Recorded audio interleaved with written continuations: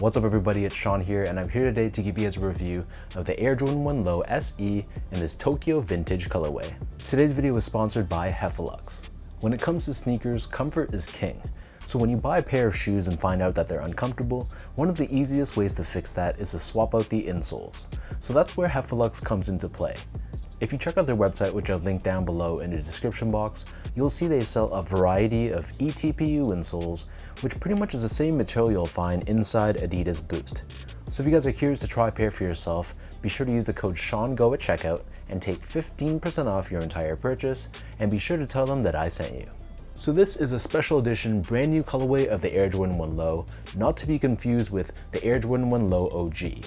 So these released in late March in Japan, and as of right now, I don't know if these are going to be an Asia exclusive pair, but from what I've seen so far, I haven't seen a US or Canadian drop yet, so this could be one of those regional exclusive releases. So the price for this pair was converted to approximately 120 US dollars, which is the equivalent to roughly 160 Canadian dollars. And the official colorway for this shoe is Dutch Blue, Smoke Gray, and Sail. So the story behind this shoe, no, it's not a Union collaboration as much as people are joking about it online, but this shoe is actually inspired by Michael Jordan's very first visit to Japan. So this happened back in 1996 for a Nike promotional event called Nike Hoop Heroes, and he was joined in Japan alongside other NBA stars at the time, including Charles Barkley and Jason Kidd. And one of the most iconic moments during that visit was that a kid was actually selected to play one-on-one against MJ, and that kid, Keijiro Matsui, ironic enough, ended up being a pro basketball player. But long story short, he was wearing a Michael Jordan North Carolina jersey, and Michael Jordan was wearing, I believe, a pair of taxi Air Jordan 12s, so this pair combines elements of both, which is why it kind of looks like two different shoes fused into one. So diving into the details of this pair, so on the toe box, this is constructed out of a sail or off-white colored suede. Just like any other Air Jordan 1, we have these perforations across the toe box, and then surrounding the front toe cap, we have this tumbled Dutch blue colored synthetic leather. This same leather covers the bottom 3 eyelets, and then the remaining 4 eyelets on the top, this is covered in a gray colored synthetic leather instead. And then underneath this, on the quarter panel of both sides of the sneaker, we have more of that sail colored suede.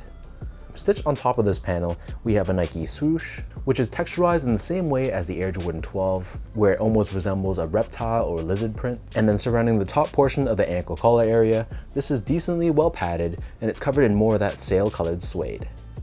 Finally, surrounding the bottom of the heel, we have more of that tumbled gray colored leather, and then embroidered across, we have this orange colored Air Jordan Wings logo. As far as the laces go, so these only come with one lace option, and they're a normal flat style lace done in this light beige or off-white color. Underneath this, we have this vintage looking tongue, which is foam padded and covered in this pale orangey red colored nylon. And on the very top of the tongue, we have this tag with Jumpman Air branding. And if you look at the tongue from the sides, you'll see that thick layer of exposed foam within. The interior of the shoe is lined in a very soft beige colored leather, which really elevates the shoe and makes it feel and look a bit more premium. And as far as the insoles go, so these come with your normal foam-lined insole. It's covered with this white colored mesh on the top, and we have an orange Jumpman pressed onto the heel.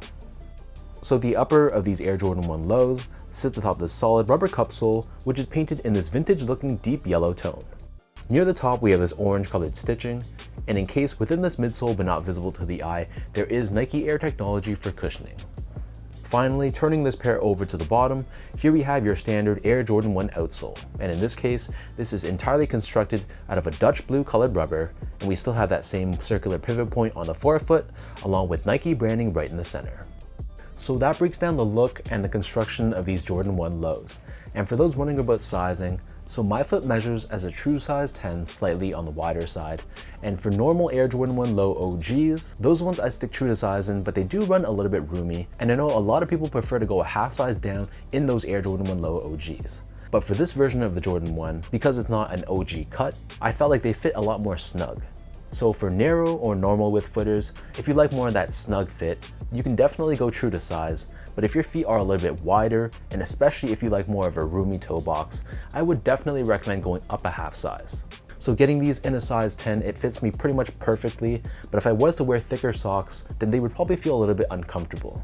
So it comes down to personal preference, how you like your shoes to fit, but just keep in mind that these are definitely more snug than a traditional Jordan 1. Moving on to the comfort, so these feel like any other Air Jordan 1, so it's going to be pretty firm, flat, and low to the ground, and there's not too much from a softness and step-in comfort perspective.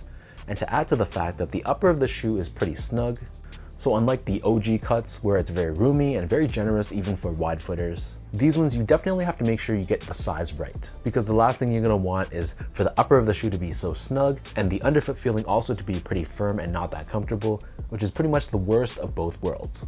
Finally, in terms of the overall quality and the craftsmanship, so first off, material quality honestly was pretty poor. The best part about the shoe was the suede, so this felt to the touch at least to be genuine suede. It's not the most buttery suede that I've seen, but it's also not the worst. However, the leather they used on the shoe, they all pretty much felt synthetic. It has this heavy plastic coating on it, and if you look at the cross section of it, it just looks like a very, very fake cut of leather. Am I really surprised about that? Honestly, not really.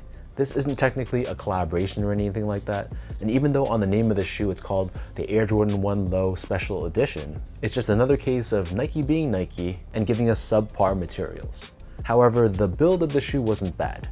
So while the material quality was poor, I thought the stitch job was good, the panels were cut and placed consistently, and the paint job was solid as well. So at least from that standpoint, the Nike factory did a solid job.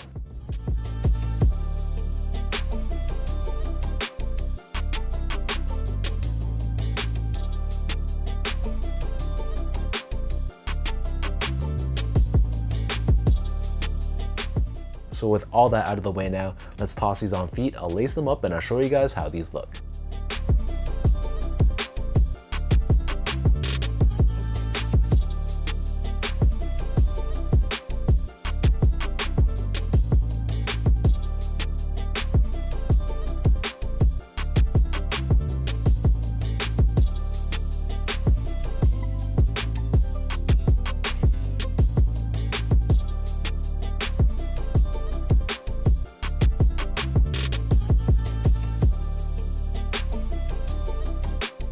While I'm not the biggest fan of the non-OG cut of the Jordan 1 Low, I was a fan of what they did with this colorway.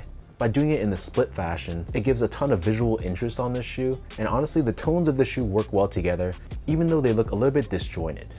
I think the Dutch blue on the forefoot really pops, and it's good that the rest of the shoe is pretty muted, so in that sense it's balanced because it's not over the top, but there still is this nice vibrant accent color, which really steals the show from a colorway perspective. So let me know in the comment section down below what you guys think about this Tokyo Vintage Air Jordan 1 Low. I know there's tons of comparisons between this and the Union Jordan 1 Highs, and maybe that's part of the reason why these are sought after, but I think for what it is, it's just a nice colorway. So if you guys like this video, be sure to like, comment, and subscribe to my channel if you haven't yet. You can follow me on Instagram at esco8, follow my Twitter account at sean.go, and visit my website at seango.ca. So until next time, thank you everyone for watching. Hopefully you guys enjoy this review, and I'll catch you guys all in the next one.